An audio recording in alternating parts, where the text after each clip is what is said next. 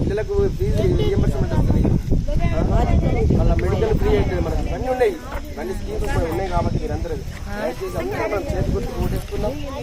ఓటేసుకొని మంచి మెజార్టీ ఇస్తామంటే మన పనులన్నీ. మళ్ళీ ఇప్పుడు ఆగాకు మనకు ఒక క్రాప్లో ఉంటే 2 లక్షలు మా ఒకటిసారి అయిపోతుంది. కేసీఆర్ ఒకసారి అప్పుడే అన్నాడు, 5 ఏళ్ల కింద అన్నాడు, ₹1,00,000 మాఫ్ చేస్తా అంటే ₹1,00,000 ఇప్పటికి రాలేదు, ఏం కాలేదు. కాబట్టి మనకు జెండా దాకంటే మనకు 2 లక్షలు రుణమాఫీ అయితే మనం కొత్తగా రుణాలు తీసుకోవచ్చు. ఇలాంటి అన్నీ ఉన్నాయి.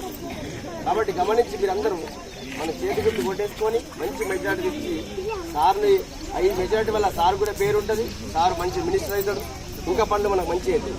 కాబట్టి దయచేసి మనం అందరం చేతి గుర్తు ఓటేద్దాం, గెలిపిద్దాం.